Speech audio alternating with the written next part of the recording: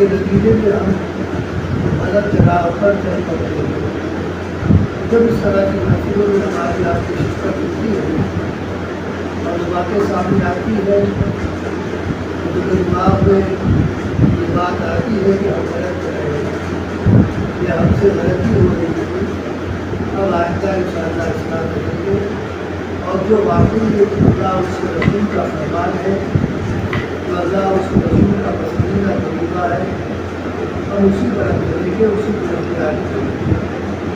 اس اعتبار سے بڑی خوشی ہوتی ہے کہ ہم اور آپ مل کر بیٹھتے ہیں اور آپ اس کی یاترا کر لیتے ہیں اور ایک دوسرے کو قرآن کریم کے حوالے سے متواز اور کی یاد گویا ہو جاتی ہے. ایک دوسرے کو ہم تقریر کر دیتے ہیں اور گویا ایک دوسرے کو پیغام پہنچا دیتے ہیں کہ اللہ تعالیٰ کی اور اللہ کے رسول کی بات کری، اللہ کے رسول کا پیغام. ابھی ہمارے یہاں صاحب آپ کے سامنے اسلام کے بنیادی ارکان کی بات کر رہے ہیں کہ اسلام کی عبادت کے 5 بنیادوں کا قائم ہے. وہ کیا ہے؟ ظاہر ہے کہ ہر بنیاد اپنی اپنی جگہ پر ایک اہم مقام رکھتی ہے، اس کی بڑی اہمیت ہے. کسی ایک ستون کو بھی اگر ہٹا دیا جائے تو ہماری عمارت کمزور ہو جاتی ہے. عمارت کی مضبوطی کے لیے یہ ضروری ہے کہ چاروں طرف ستون ہو اور مرکزی ستون اس کو خاص اہمیت حاصل ہے. وہ بنیاد ہے، اسی پر ہماری عمارت کا اصل ڈھانچہ قائم ہے اور چاروں طرف سے جو ہم نے اس کو ستون دیے ہیں وہ اس کو چاروں طرف سے روکے ہوئے کہ کسی طرح سے ڈھلکنے نہ پڑے. لہٰذا یہ وہ باتیں آپ کے سامنے رکھی گئی کہ جن کے بغیر ہمارے اسلام کی عمارت نامکمل ہے. ہم اگر نماز سے غفلت رکھتے ہیں تو ہماری اسلام کی عمارت کا ایک ستون گویا قائم ہوا ہے. اب اگر روزے سے غفلت رکھتے ہیں تو ہم نے ایک ستون کی پرواہ نہیں کی. اسی طرح سے حج اور زکوٰۃ کے مطابق جو بات سامنے آئی، اگر اس میں سے ہم کسی نے غفلت کی ہے تو ہمارا اسلام یا اس کا دعویٰ حقیقت پر مبنی نہیں ہو سکتا. لہٰذا ان تمام باتوں کے کہنے کا مطلب یہ ہے، خلاصہ یہ ہے کہ ان تمام باتوں پر عمل کیا جائے، کیونکہ محض سننا سنانا کہنا اور بتانا یہ مقصد نہیں ہے.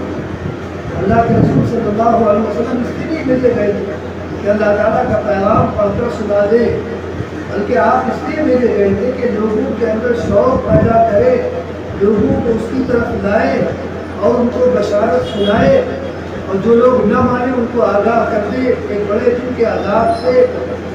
لہٰذا مقصد یہ ہے کہ ہماری زندگی میں وہ تمام چیزیں آئے جو اللہ اس کے رسول کی طرف سے ہمیں دی گئی۔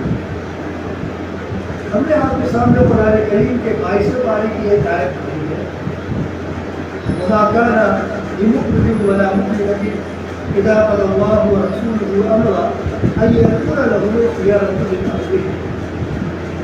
کسی بھی صاحب ایمان مرد اور کسی بھی صاحب ایمان عورت کے لیے اس بات کی قطعی کوئی گنجائش ہی نہیں ہے، دور دور تک کوئی شائبہ تک نہیں، کوئی تصور تک نہیں اس بات کا، ان یکون لہم الخیرۃ من امرہم، کہ اللہ اس کے رسول نے جو فیصلہ کر دیا، جس چیز کے متعلق فیصلہ کیا ہو، عبادت کے متعلق فیصلہ کیا ہو، کاروبار کے متعلق فیصلہ کیا ہو، تعلیم تربیت کے متعلق فیصلہ کیا ہو، ازدواجی زندگی سے متعلق فیصلہ کیا ہو، حقوق اور ذمہ داری سے متعلق فیصلہ کیا ہو، ایک دوسرے کے ساتھ تعلقات سے متعلق فیصلہ کیا ہو، اجتماعی زندگی کا معاملہ ہو، انفرادی زندگی کا معاملہ ہو، ہر زندگی کا کوئی بھی شعبہ ہو، زندگی کے ہر شعبے سے متعلق اللہ اس کے رسول کی طرف سے فیصلے کیے جائیں۔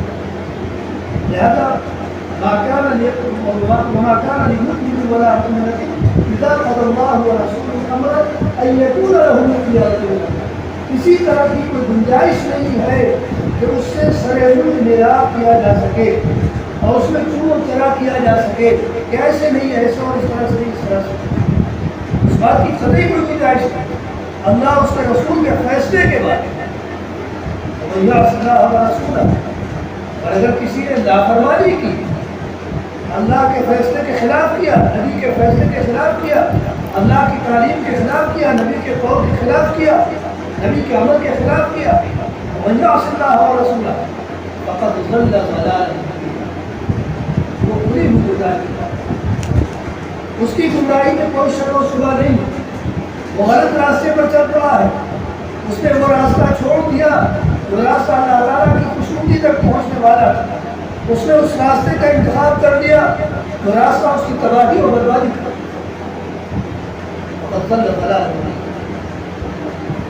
نبی کریم صلی اللہ علیہ وسلم نے اسی سلسلے کی وضاحت کرتے ہوئے فرمایا تھا،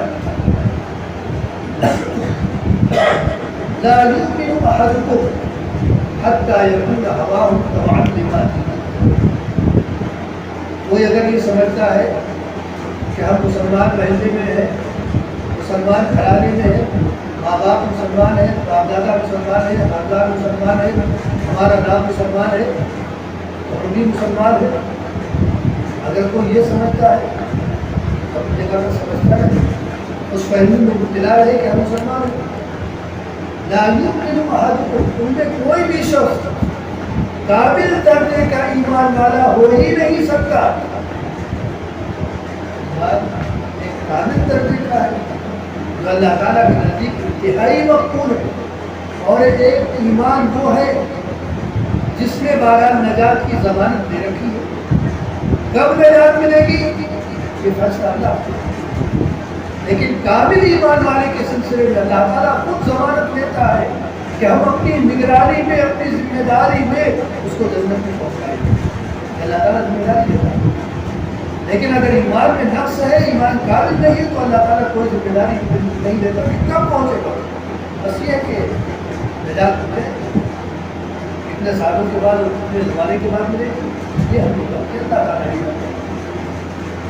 لا یؤمن احدکم، ان میں کوئی بھی شخص کامل درجے کا ایمان والا نہیں ہو سکتا ہے، حتی یکون ہواہ تبعا لما جئت بہ، جب تک اس کا ظاہر، اس کا باطن، اس کے خیالات، اس کے ارادے، اس کی نگاہ، اس کی زبان، اس کے ہاتھ پیر، اس کے کام، دل و دماغ، یعنی جو کچھ بھی اس سے متعلق ہے وہ تمام کا تمام میری لائی ہوئی شریعت کا تابعدار ہے، یعنی مکمل طور پر زندگی کی باغ ڈور اسلام کے ہاتھوں میں دے دی جائے، شریعت کے ہاتھوں میں دے دی جائے، تب جو انسان کامل درجے کا مسلمان ہے اور ہو سکتا ہے۔ اور اگر زندگی کی باغڈور ہم اپنے ہاتھ میں رکھیں، آپ اپنے ہاتھ میں رکھیں، تو نہ ہمارا ایمان کامل ہو سکتا ہے، نہ آپ کے ایمان کامل ہو سکتا ہے۔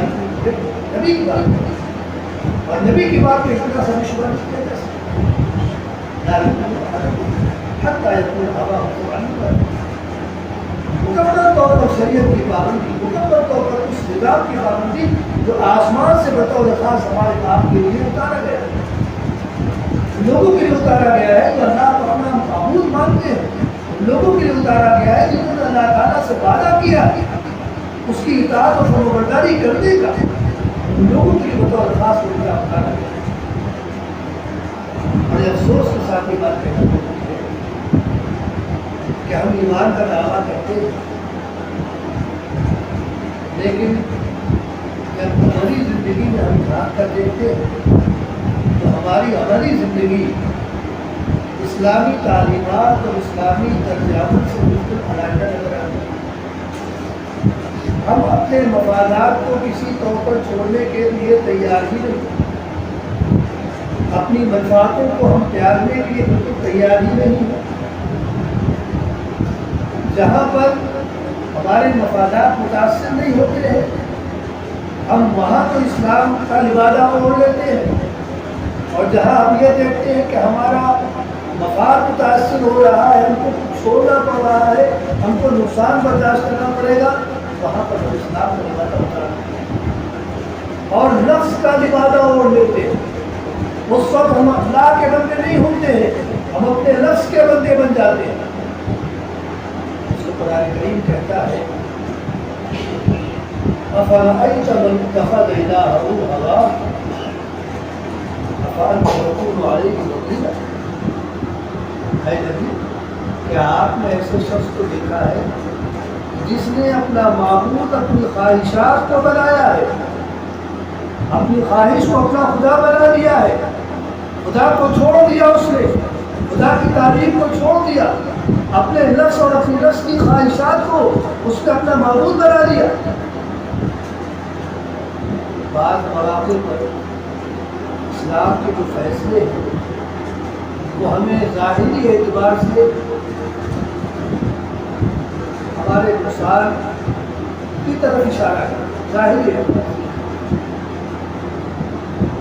لیکن حقیقت یہ ہے کہ اللہ اس کے رسول سے زیادہ حکیم تو کوئی ہو نہیں سکتا۔ اللہ نے جو نظام دیا ہے، جو فیصلہ کیا ہے، ظاہر کے اعتبار سے اگر ہمارا اس میں نقصان ہم کو نظر آتا ہے تو باطن میں تو ہم جھانک کر دیکھیں کہ باطن میں ہمارے کتنے فوائد ہیں۔ ہم کو اللہ تعالیٰ اس نقصان کو برداشت کرنے کے عوض کیا کیا دینے کے لیے تیار ہے۔ غور کریں، یہ بات اس لیے ہم کہتے ہیں کہ ابھی حال ہی میں ہماری ایک مہینہ ہو رہا ہوگا، تلنگانہ کی ہائی کورٹ نے ایک فیصلہ طلاق کے سلسلے میں کیا۔ اب جو سمجھ نامی ایک شخص تھا اس نے دو طلاق دی۔ اب کن حالات کی طلاق دی، کیا بات تھی، تو اللہ جانے اور وہ لوگ جانے، ابھی نہیں جانے۔ بہرحال طلاق نہیں ہونی چاہیے۔ نکاح ایک ایسا مقدس رشتہ ہے کہ وہ ہر حال میں باقی رکھنے کی کوشش کی جانی چاہیے۔ انتہائی ناگزیر حالات ہو کہ طلاق کے علاوہ کوئی راستہ بن ہی نہیں رہا ہے، تب اس طرح فرق ہوتا ہے۔ کیونکہ یہ وہ چیز ہے جس کو اللہ تعالیٰ نے اس زمین پر بھی مشروع کیا ہے اور آسمان پر بھی رکھا ہے، لہٰذا اس کی تقدیس کے سلسلے میں ذرا بھی کوئی خراب نہیں کیا جا سکتا۔ بہت مقدس مسئلہ ہے اور اس پر ہماری نسلوں کا، ہمارے مستقبل کا دارومدار ہے، لہٰذا اس کو بہرحال باقی رکھا جانا چاہیے۔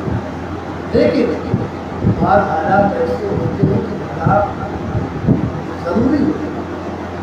مثال کے طور پر بیوی نماز نہیں پڑھ رہی ہے، اسلامی تعلیمات کا مذاق اڑا رہی ہے، جو ازدواجی ذمہ داریاں ہیں ان کو کسی بھی طور پر پورا نہیں کر رہی ہے، تو ظاہر ہے کہ ایسی کو طلاق نہیں ہوگی۔ اگر وہ گھر میں رہے گی تو سارا نظام ہو جائے گا، ہماری نسل برباد ہو جائے گی۔ ہم نہ گھر میں سکون حاصل کر سکیں گے نہ باہر سکون حاصل ہوگا۔ اسی طرح کی اور بھی چیزیں ہیں، اور بھی آزار ہیں کو بنیاد بنایا جا سکتا ہے جن پر واقع طلاق کا حکم لگایا جا سکتا ہے۔ باہر تو جو بھی حالات رہے ہوں اس سبب نے بیوی کو طلاق دی، اس اللہ کی بندی نے صبر سے کام نہیں لیا، اس نے براہ راست ہائی کورٹ میں جا مقدمہ کیا ہو یا کسی کی عدالت میں مقدمہ کیا ہو، جس لیے وہ کو پہنچا پایا۔ ہائی کورٹ میں جب مقدمہ پہنچا تو وہاں سے یہ فیصلہ آیا کہ طلاق دینے والے شوہر پر 10,000 روپے ماہانہ پوری راحت کے طور پر دینا ضروری ہے۔ وہ اپنی طلاق یافتہ بیوی کو 10,000 روپے ماہانہ پوری راحت کے طور پر، پوری راحت کا مطلب یہ ہوتا ہے کہ جب تک متبادل نظم نہ ہو جائے یہ سلسلہ چلتا رہے۔ اور متبادل نظم کیا ہے؟ یا تو وہ عورت اس کی شادی اس کی ہو جائے، اور یا پھر دوسرا ایک راستہ یہ اس کو نکال جائے، تیسرا کوئی راستہ نہیں پتا ہے۔ یا تو اس کا انتقال ہو جائے، اس وقت یہ پوری راحت ختم ہوگی، یا پھر وہ دوسری شادی کرنا ہوگی۔ حالانکہ بعد ایسے بھی آئے ہیں کہ شادی کے بعد بھی عورت اپنے سابق شوہر سے کفالت کا حق رکھتی ہے۔ یہ فیصلہ آپ کو نہیں معلوم، یہ ہماری کرتوت ہے کہ جس کی وجہ سے شریعت میں مداخلت کا حق مل گیا ان کو موقع مل گیا شریعت میں مداخلت کرنے کا۔ طلاق کے سلسلے میں بذوق خود انہوں نے اصلاح کر لی ہے، یعنی 3 طلاق اگر کسی نے دی تو وہ طلاق ہی نہیں ہوگی۔ اس دین کی اور کس مذہب کی بات؟ اسلام کی تو بات نہیں ہو سکتی۔ اسلام تو صاف کہہ رہا ہے طلاق مرتان، طلاق صرف 2 تک ہے کہ جس کا آپ عزت کر سکتے ہو۔ 2 طلاق کبھی بھی ہو جائے، ایک ساتھ ہو جائے، علیحدہ علیحدہ ہو جائے، 2 طلاق اگر ہے تو اس تک تو رجوع کا حق حاصل ہے۔ فَإِن طَلَّقَهَا، پھر اگر تیسری طلاق اس نے دے دی فَلَا تَحِلُّ لَهُ مِن بَعْدُ، اب اس کے بعد اس کو کوئی گناہ نہیں، اب عورت خراب ہوگا۔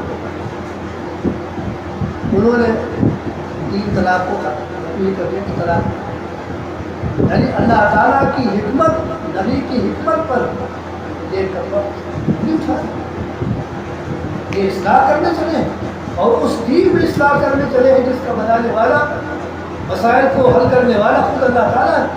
نبی کو بھی اختیار نہیں ہے کہ کسی طرح کا کوئی قانون حرام اور حلال یا اس طرح کا بنا سکے۔ آپ کو یاد ہوگا، شاید کبھی آپ نے سنا ہو کہا ہو کہ نبی کریم صلی اللہ علیہ وسلم نے ایک مرتبہ شہد کے متعلق کہہ دیا تھا کہ میں استعمال نہیں کروں، صرف یہی تو کہا تھا کہ میں استعمال نہیں کروں۔ آپ نے حرام اور حلال سے تعارض نہیں کیا تھا کہ میں اپنے اوپر حرام کرتا ہوں، صرف یہ کہ میں استعمال نہیں کروں۔ اوپر سے آیت کرتی ہے، تجویز کی جاتی ہے، یا ایھا النبی لما تحرم ما احل اللہ لک، اے نبی جس چیز کو اللہ تعالیٰ نے آپ کے لیے حلال کیا ہے، آپ کون ہوتے ہیں اس کو حرام کرنے والے؟ لیکن حرام کرنے استعمال نہیں کیا تھا نبی، لیکن اللہ تعالیٰ کا لہجہ دیکھیے، اللہ تعالیٰ کا انداز دیکھیے، آپ کون ہوتے ہیں کہ جس چیز کو اللہ تعالیٰ نے حلال کیا ہے آپ اس کو حرام کر دیں؟ تب کبھی مرضات آزمانی، آپ اپنی دینوں کی خوشبودی چاہتے ہیں، وہ لہجہ دیکھیے نبی کے سلسلے، تو نبی کو بھی قانون سازی کا اختیار نہیں، کسی طرح کی تبدیلی اور ترمیم کا اختیار نہیں، کہ چلے ہیں تبدیلی کرنے کے لیے یا مداخلت کر رہے ہیں ہماری شریعت میں۔ طلاق کے سلسلے میں یہ اتراکھنڈ میں بل آ چکا ہے اور تقریباً منظور بھی ہو چکا ہے، عدت نہیں گزاری جائے گی، عدت کو ختم کر دیا گیا وہاں کے قانون میں، حلالہ کو ختم کر دیا گیا وہاں کے قانون میں، وراثت میں تبدیلیاں کی جا رہی ہیں۔ اسی طرح سے اور دوسرے مسائل کہ جن میں انہوں نے تبدیلیوں کو کر رکھا ہے، اور اسی طرح سے شادی بیاہ سب ایک جیسے پورے ہندوستان میں ہوں گے۔ کیا ہم پھیرے لے رہے ہیں؟ ہم آپ کے گھر پھیرے لیں گے، ہم اس طرح سے شادیاں کریں گے؟ اصل میں موقع تو ہم کو دے رہے ہیں، ان کو مداخلت کرنے کا موقع ہم خود فراہم کر رہے ہیں۔ کیا ضرورت ہے ہمیں اصلی عدالتوں میں جانے کی؟ اللہ تعالیٰ فرماتا ہے فلا وربك لا يؤمنون حتى يحكموك فيما شجر بينهم ثم لا يجدوا في انفسهم حرجا مما قضيت ويسلموا تسلیما. اے نبی آپ کے رب کی قسم یہ لوگ ایمان والے ہو ہی نہیں سکتے. زبانوں سے دعوے کرتے رہے, جی کر کہتے رہے کہ ہم اللہ پر ایمان لائے اور نبی پر ایمان لائے. لا وربک لا یؤمنون, یہ ایمان والے نہیں ہو سکتے ہیں. حتی یحکموک فیما شجر بینہم, جب تک اپنے تمام نزاع میں, تمام جھگڑوں میں آپ کو اپنا حکم تسلیم نہ کر دے. نبی کی زندگی میں نبی کو حکم بنایا جائے گا, اور نبی کے دنیا سے رخصت ہونے کے بعد نبی کی تعلیمات, نبی کے طریقوں کو حکم بنایا جائے گا, نبی کے جانشینوں کو حکم بنایا جائے گا, علماء کو حکم بنایا جائے گا, دارالقضا کو حکم بنایا جائے گا. ہم اپنے مقدمات کو کہاں لے جائیں, اصلی عدالتوں میں کیوں لے جائیں؟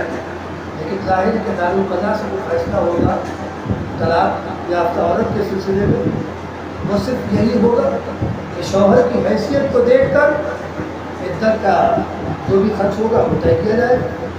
5,000 ہو, 4,000 ہو, 2,000 ہو, 10,000 ہو, 20,000 ہو, جو بھی بارہ اس کی حیثیت کو دیکھ کر عدت کا, صرف عدت یعنی کم و بیش 3 مہینے سیدھے آپ مان لیجیے 3 مہینے کا خرچ اس کو دلایا جائے. مہر نہیں دیا تو مہر دلوایا جائے, اور جو سامان شادی کے موقع پر اس کو دیا گیا وہ سامان واپس کرایا جائے. بس معاملہ ختم, لین دین ختم. اب کسی طرح کا لین دین نہیں ہوگا اور کسی طرح کا کوئی حق نہیں ہے. لیکن عدالت کہہ رہی ہے کہ جب تک تبادل نظم نہ ہو جائے اس وقت تک بیوی راحت کے طور پر 10,000 دینا ہے.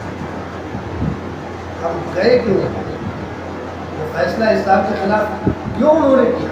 ہمارے جانے کی وجہ سے. وہ تو چاہتے ہی نہیں ہے کہ تم ہمارے پاس آؤ, ہم تم کو بگاڑنے کا ذمہ لیے ہوئے ہیں, ان کو برباد کرنے کا ہم نے تہیا کر رکھا ہے. وَدُّوا لَوْ تَكْفُرُونَ كَمَا كَفَرُوا فَتَكُونُونَ سَوَاءً. یہ تو یہ چاہتے ہی ہے کہ تم کفر کرو, اللہ کا انکار کرو, اللہ کی آیات, اللہ کے احکامات کا انکار کرو, نبی کا انکار کرو, نبی کے طریقے کا انکار کرو. فَتَكُونُونَ سَوَاءً, سب کے سب برابر حصہ ہو جائے. کسی کو کسی سے کوئی شکایت نہیں, تم بھی ہمارے جیسے, ہم بھی ہمارے جیسے. یہ عدالت کا فیصلہ.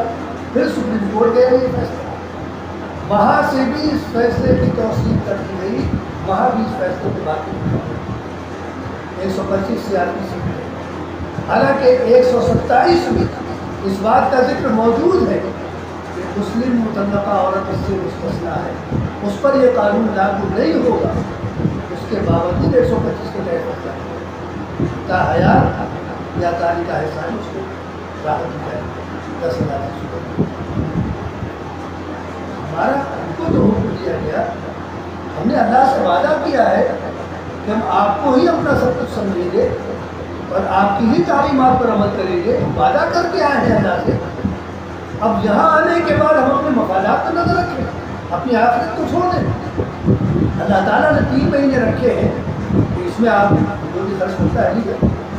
ظاہر ہے کہ اس میں ہم کو نقصان نظر آ رہا ہے, کہاں ہم کو سالوں مل سکتا ہے اور کہاں 3 مہینے سے ملے. آپ کو معلوم ہے اس کی حکمت, اللہ تعالیٰ نے 3 مہینے کیوں رکھا. کسی کا مال بغیر اس کی رضا کے اور بغیر اس کی خوشی کے آپ نہیں لے سکتے. وہ 10,000 دینے پر مجبور کیا گیا ہے. کس خوشی کے ساتھ دے گا 10,000 روپے؟ کون سا اس کو فائدہ پہنچ رہا ہے؟ کون سا اس کا تعلق ہے اس عورت سے جو 10,000 دے؟ کس طرح کا اس کو اس کا معاوضہ مل رہا ہے؟ نہ کوئی تعلق, نہ کوئی معاملہ, نہ کوئی اس کا بدل, کچھ نہیں. 10,000 دے گا. جو بھی 3 مہینے کے بعد وہ وصول کرتی ہے وہ حرام کھاتی ہے, وہ حرام کھائے گی. جب نبی کا فیصلہ کسی حلال چیز کو حرام کر دیتا ہے, کسی حرام چیز کو حلال نہیں کر سکتا, ان کے فیصلے کیسے ہو سکتے؟ ایک مرتبہ رسول اللہ صلی اللہ علیہ وسلم نے فرمایا انما انا بشر مثلکم وانتم تختصمون الی, میں تمہارے جیسا انسان ہوں, تم لوگ میرے پاس اپنے مقدمات لے کر آتے ہو اور تم میں بعض ایسے ہوتے ہیں جو بڑے سخت زبان ہوتے ہیں, اپنی بات کو بڑے سلیقے سے کہہ لیتے ہیں اور بڑے اچھے انداز سے سمجھانے جاتے ہیں. ظاہر کے قاضی صرف اس بات کا مکلف ہے کہ وہ ثبوت اور گواہ کی روشنی میں فیصلہ کرے. وہ تحقیق کا مکلف نہیں بنایا گیا کہ مقدمہ آیا وہ شہر میں گھومے پھرے اور تحقیق کرے، اس کا مکلف قاضی نہیں ہوتا ہے۔ قاضی صرف ثبوت اور گواہ کا مکلف ہوتا ہے کہ اس کی روشنی میں جو فیصلہ بن رہا ہے وہ فیصلہ سنا ہے، وہ کسی کا حق ہو۔ چنانچہ نبی کریم صلی اللہ علیہ وسلم اسی بات کے مکلف ہے، آپ ثبوت اور گواہ کی روشنی میں فیصلے کیا کرتے ہیں۔ تو آپ نے فرمایا کہ ان میں بعد ایسے ہوں گے تو بڑے چند زبان اور کی بات کو بڑے سلیقے سے کہنے والے ہیں، اور میں ایسا کر دیتا ہوں۔ اگر میں نے کسی کی چیز کا فیصلہ کسی دوسرے کے حق میں کر دیا تو وہ قطعۃ من النار ہے، جہنم کا ایک ٹکڑا ہے۔ اب اس کا کیا ہے؟ آپ غور کیجیے کہ نبی کا فیصلہ بھی دوسرے کی چیز کو ہمارے لیے حلال نہیں کر سکتا۔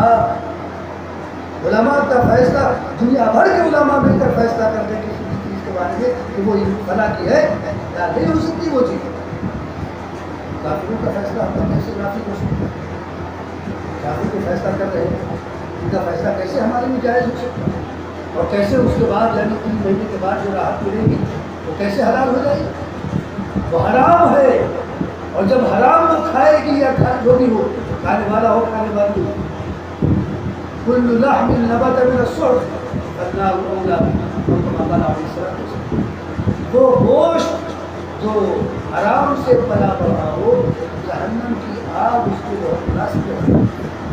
نبی کی بات ہے، جہنم کی آگ اس کے لیے بہتر، وہ جنت کے قابل نہیں، وہ گندگی ہے، اور گندگی جنت نہیں جا سکتی۔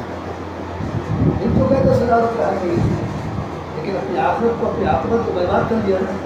اس کو یہ چاہیے تھا کہ کہتی ہمارا جو فیصلہ ہے وہ شریعت کے مطابق، ہم کو جو 3 مہینے کے اللہ تعالیٰ کی طرف سے درجہ کیا گیا بس اسی کے مطابق ہمارے لیے، اور سب سے بڑی چیز ہے کہ اس کو وہاں جانا ہی نہیں چاہیے، ہمیں اور آپ کو وہاں جانا ہی نہیں چاہیے۔ بعض بارے میں قرآن کریم کہتا ہے أَلَمْ تَرَ إِلَى الَّذِينَ يَزْعُمُونَ أَنَّهُمْ آمَنُوا بِمَا أُنزِلَ إِلَيْكَ وَمَا أُنزِلَ مِن قَبْلِكَ يُرِيدُونَ أَن يَتَحَاكَمُوا إِلَى الطَّاغُوتِ وَقَدْ أُمِرُوا أَن يَكْفُرُوا بِهِ وَيُرِيدُ الشَّيْطَانُ أَن يُضِلَّهُمْ ضَلَالًا بَعِيدًا۔ ایک ایمان کا دعوے دار تھا، اس کے سلسلے میں آئے تھا، ایمان کا دعویٰ تھا، مسلمانوں کے ساتھ نمازیں پڑھنا، موقع آنے پر جہاد میں مسلمانوں کے ساتھ کرنا، سب کام تھے اس میں۔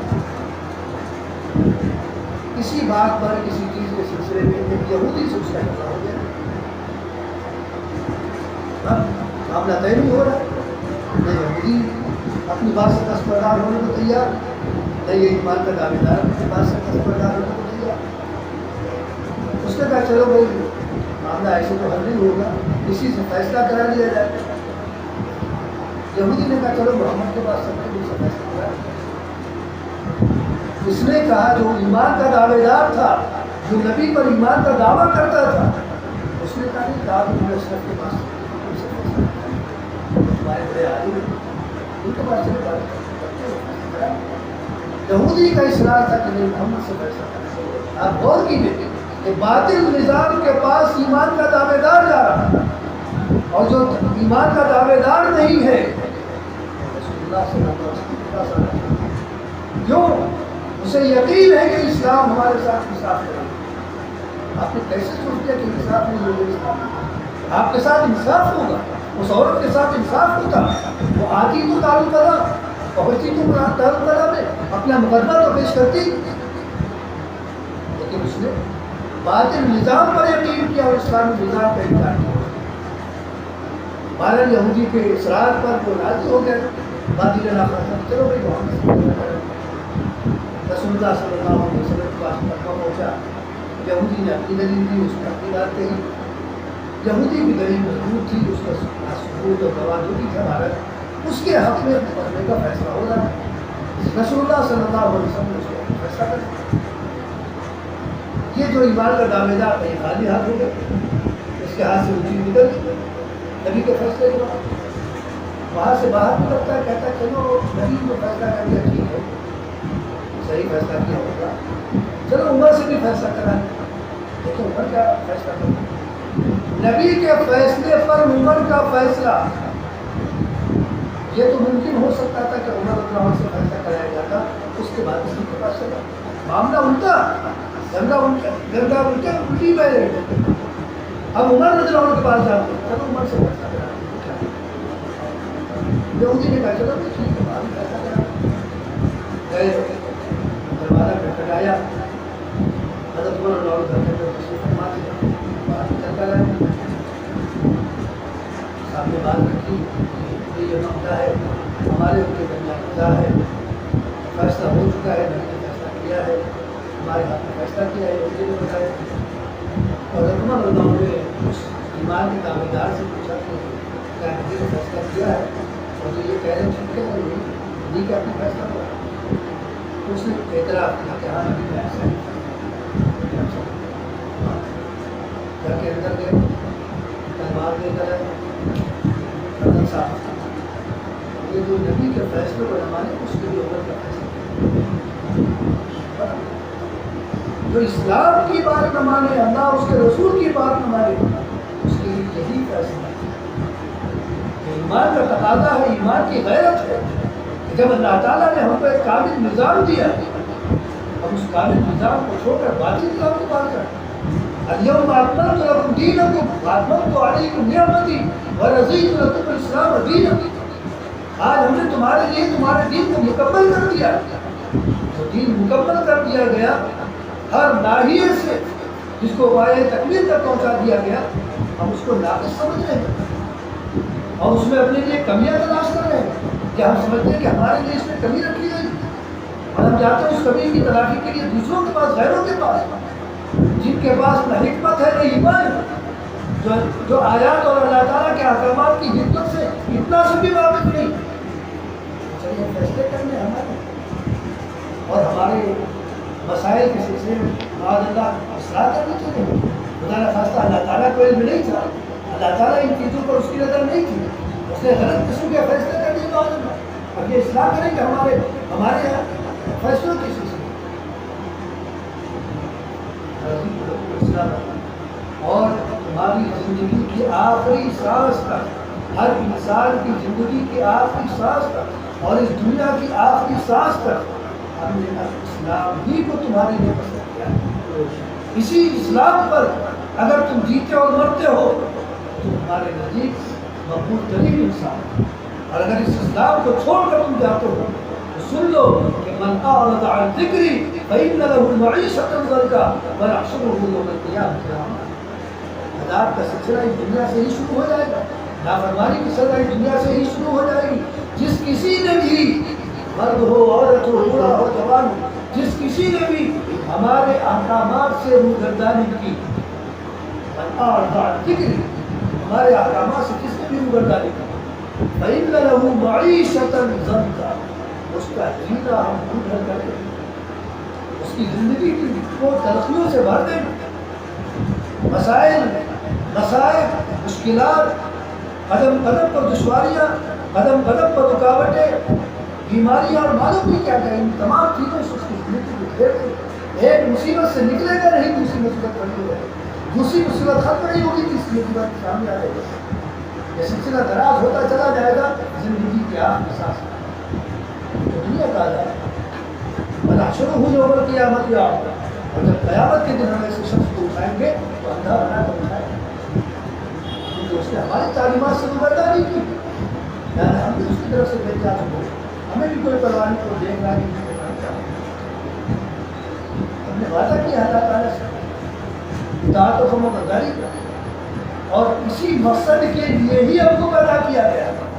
مَا خَلَقْتُ الْجِنَّ وَالْإِنسَ إِلَّا لِيَعْبُدُونِ، جب ہم نے وعدہ کیا تو اللہ تعالیٰ نے ہم کو ضرور اسی لیے عطا کر دیا کہ اطاعت و فرمانبرداری۔ اب دنیا کی لالچ اور دنیا کی چمک دمک اور دنیا کی خوشحالی اور ترقی یہ ہمارا عذاب نہیں، ہم نے اللہ اور اس کے رسول کے احکامات کو دائرۂ کار نہیں کی، بس چند چیزوں پر انحصار کر کے ہم نے سمجھ لیا کہ ہم نے دین کا حق ادا کر دیا، اسلام کا حق ادا کر دیا، باقی تمام چیزوں میں ہم انکار ہوگا تو انکار ہو جائے، جو ہم چاہیں وہ ہوگا۔ رسول اللہ صلی اللہ علیہ وسلم فرماتے ہیں ان اللہ تعالی یغار بغیرۃ اللہ تعالی ان یاتی المرء ما حرم اللہ علیہ، اللہ تعالیٰ بہت ہی غیرت دار ہے، اور اس کی غیرت اس بات کو گوارا نہیں کرتی کہ جن چیزوں سے اللہ تعالیٰ نے اپنے بندوں اور اپنی بندیوں کو روکا اس کا ارتکاب کرنا، جن کاموں سے، جن باتوں سے، جن چیزوں سے اللہ تعالیٰ نے روکا اور منع کیا ہے ان چیزوں کا ارتکاب کیا جائے، اللہ تعالیٰ کی غیرت اس کو گوارا نہیں کرتی۔ وہ اللہ تعالیٰ کی غیرت کو انکار کرنا، نافرمانی کرنے والا اللہ تعالیٰ کی غیرت کو انکار کرنا۔ اسی طرح سے ایک موقع پر آپ نے فرمایا کل امت یدخلون الجنۃ الا من ابا، میری امت کے جتنے بھی افراد ہیں، جتنے بھی لوگ ہیں، اگلے پچھلے جتنے بھی، ہمارے زمانے سے لے کر قیامت کی صبح جتنے بھی لوگ ہماری امت کے افراد ہیں، کالے گورے، عرب عجم شمال جنوب مشرق، سب کے سب جنت کے مستحق، سب کے ہاتھوں میں جنت کا پروانہ دیا جائے الا من ابا، البتہ جس نے انکار کیا ہوگا اس کو جنت کا پروانہ نہیں، الا من ابا، جس نے انکار کیا اس کو جنت کا پروانہ نہیں دیا جائے گا۔ یا رسول اللہ، اللہ انکار کون کرتا ہے؟ جس کو اللہ تعالیٰ کا حکم ملا، جس کو نبی کی تعلیمات ملی، نبی کا طریقہ ملا، کون ایسا بدنصیب ہے جو اللہ تعالیٰ کے احکامات کے، نبی کے قول اور عمل کا انکار کرے؟ ایسا کون بدنصیب ہے؟ آپ نے فرمایا من اطاعنی دخل اسلام اور سارے اعمال ہو سکتے ہیں، نمازیں، روزے، زکاتیں، حج اور اخلاقیات سے متعلق اور ذمہ داری سے متعلق، حقوق سے متعلق بے شمار چیزیں ہیں۔ ہماری زندگی کا ایک ایک لمحہ اسلام سے وابستہ ہے، ہماری صبح سے لے کر ہماری شام تک اور شام سے لے کر صبح تک جتنے بھی لمحات ہیں، جتنے بھی پہر ہیں، ہر پہر کا ہر لمحہ اسلام کے ساتھ وابستہ ہے۔ کوئی ایک لمحہ، ایک سانس بھی اسلامی تعلیمات یا اسلامی سائنس سے علیحدہ نہیں۔ ہماری زندگی اس طرح سے آپ نے فرمایا من اطاعنا، آگے نہیں فرمایا من اطاعنی فی الصلاۃ، من اطاعنی فی الصیام، من اطاعنی فی الزکاۃ، من اطاعنی فی الحج، یا اسی طرح سے اخلاقیات اور دیگر چیزیں اسی کا آپ نے نام ہے۔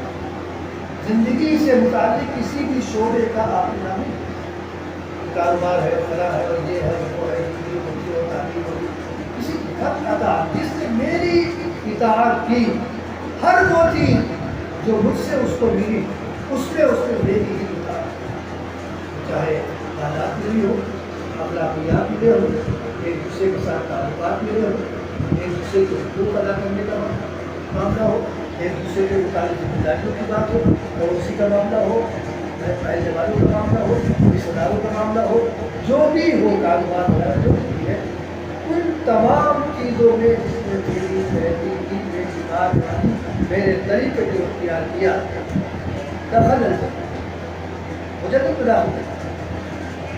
ومن عصانی، اور جس نے میری نافرمانی، یہ نافرمانی روزمرہ کی زندگی میں کسی بھی لمحے میں ہوئی ہو، کسی بھی لمحے میں انسان کر رہا ہو، اللہ تعالیٰ کے نظام کو چھوڑ کر رہا ہو، باطل نظام کو اختیار کر کے کر رہا ہو، حقوق نہ ادا کر رہا ہو، ذمہ داریوں سے راہ فرار اختیار کر رہا ہو، بڑے کو بڑا نہ سمجھے، چھوٹے کو چھوٹا نہ سمجھے، ماں باپ کے حقوق نہ دے، بیوی بچوں کو ان کے حقوق نہ دے، ان کی ذمہ داریوں کو نہ پورا کرے، کاروبار کو صحیح نہج پر نہ کرے، عبادات کو صحیح طریقے پر نہ کرے، کسی بھی سلسلے میں اس نے نافرمانی کی، ومن عصانی فقد ابا، اس نے میرا انکار کیا۔ اب آپ ذرا سوچیے کہ ہم کہاں کھڑے ہیں؟ ہم اسلام کے دعوے دار تو ہیں، لیکن کیا اسلامی تعلیمات اور اسلامی تہذیب کو ہم نے مکمل طور پر اختیار کر لیا ہے؟ اپنے مفادات کو قربان کرنے کا ہم نے تہیہ کر لیا ہے؟ اپنے ظاہری جو چیزیں ہیں، جن سے جو نفس کی خواہشات ہے، جن سے اسلامی تعلیمات کا ٹکراؤ پیدا ہوتا ہے، ہم نے اس کو چھوڑنے کا عزم کر لیا ہے؟ جب ان چیزوں کی طرف جاتے ہیں تو ہم کو ہماری خواہشات عزیز نظر آتی ہیں، ہمارے مفادات عزیز نظر آتے ہیں، اور وہ تمام چیزیں کہ جہاں پر ہم کو ادنا سا بھی نقصان محسوس ہو رہا ہو ہم اس کو گواہ نہیں کریں۔ اس طرح کا اسلام اللہ تعالیٰ کے وہاں نجات کے اعتبار سے تو کافی ہو سکتا ہے، کبھی لیکن نجات ہونے کے بعد، لیکن کامل ایمان کی طرف ایمان سے نہیں ہو سکتا۔ کامل ایمان اپنے آپ کو اللہ اور اس کے رسول کے رنگ میں رنگ لینے کا نام ہے۔ من اسلم وجهه للہ، جو اپنے آپ کو اللہ اور اس کے رسول کے قدموں میں ڈالتا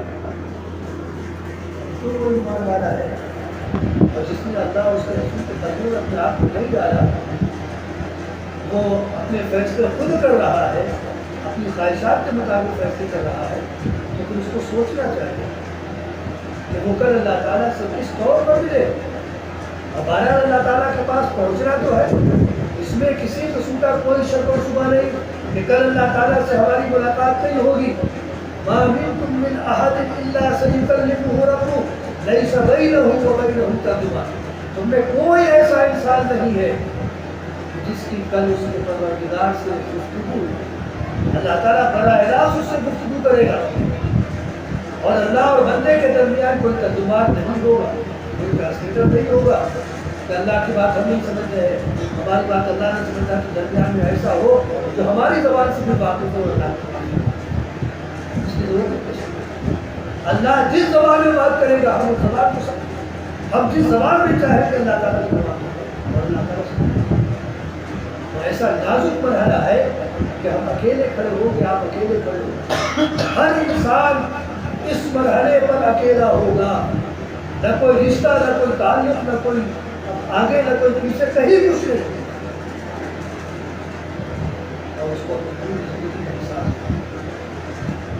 لہٰذا اس بات کو ہم سامنے رکھیں کہ ہم کو جو نظام دیا گیا ہے جو کامل ترین نظام ہے، اور جس نظام کے بعد کسی کی طرف دیکھنے کی کوئی ضرورت ہی نہیں، مکمل ترین نظام ہے، اس نظام کو اپنا ہونا اور سونا بنائے، اور اس بات کا اللہ تعالیٰ سے عہد کرے کہ اب تک تو ہم نے نافرمانی کے ساتھ اپنی زندگی کو گزار دیا، خواہشات کی تدبیر کے ساتھ اپنی زندگی کو گزار دیا، لیکن اب سے وعدہ کرتے ہیں کہ مکمل طور پر اسلام کے حساب میں رہ کر ہی اپنی زندگی کو گزاریں گے، ورنہ اللہ تعالیٰ نے صاف طور پر فرمایا ہے تلک حدود اللہ ومن یتعد حدود اللہ فقد ظلم نفسہ۔